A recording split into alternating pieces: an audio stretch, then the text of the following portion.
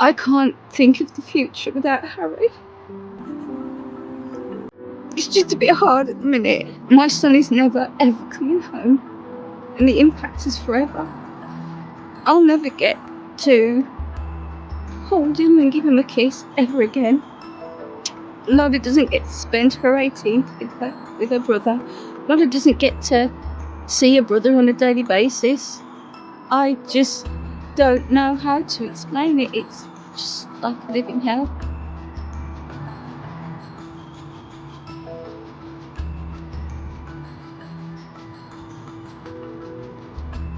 He'd be described as the fun in the house, the spark. Very mature, had his head screwed on, quite frugal with money. £3.50 every day for his Tesco's meal deal. He'd got lots of friends, far more than he realised, and he was very, very close with one person in particular. And they would just get up to nonsense. They would talk about girls and get it so wrong. I'd say fine doesn't mean fine boys. Yeah, he was just a breath of fresh air. He came back from bowling, and on his way back he picked Owen up, and they were sat round at my house on the laptop booking Madame Tussauds, Blackpool Pleasure Beach. They were booking sort of all sorts. And then he had work the next day, so he said to Owen said, I'll get the bus. And he said, you'll not get the bus, I'll drive you home, because that was Harry. So we took Owen home, and it was on the way back, coming up the road. I can only hope to God he didn't see it coming. I can only hope to God my son wasn't in the car, petrified at what was coming towards him. It hurts that I'll never hear his voice. Sometimes I'll play them because I miss him and I want to hear his voice and I want to remember. It just depends on the day. So we waited for him to come home, and you actually said to me, should we go and look for him? This was at about 11:15, because it was very unlike him. Owen was 7 minutes away. I said, no, he's 21. He moans about me Molly cuddling him. He's a big lad. We'll wait. So we went to bed. I put a hot water bottle in his bed. My head hadn't even touched the pillow. And there was a really, really loud bang at the door, an urgent bang. And you have to run past Harry's room to get downstairs. So as I'm running down the stairs, Lola looks out the window and goes, Mum, it's the police. And at that moment, my heart just stopped. And I knew something awful had happened. And I'm saying to them, what's happened? Where is he? Is he okay? And they were really calm.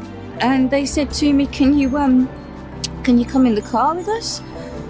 They asked me if I would give them some distinguishing marks, which I did do.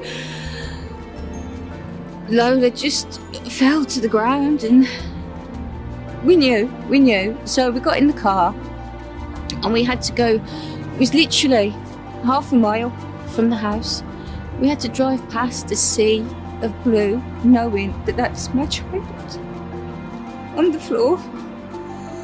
He'd had CPR from the police. They tried for 7 minutes to bring him back, and he was on his way to the QE.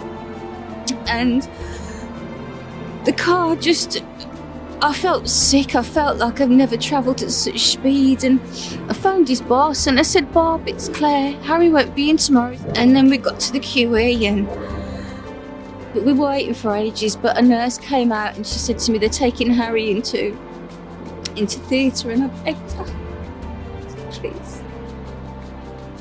please let me see him.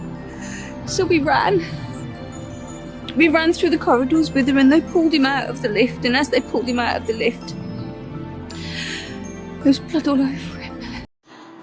And we had the day to say goodbye. if you see someone who's had too much to drink and something happens, the blood's on your hands too. You can take the keys off somebody, you know they've had too much to drink, they're not in control of the vehicle. They'll understand when they're sober, they might not when they're drunk, but they'll understand when they're sober. Just take the keys off them and stop another senseless death. Harry didn't need to be killed. I think from Harry's perspective, he always wanted to help others, so if this stops one person getting behind the wheel of a car drunk, and that saves one life, he'd hold his head up high. The irony is he never drunk himself and got behind the wheel, so to be killed by a drink driver just sticks in my throat a little bit.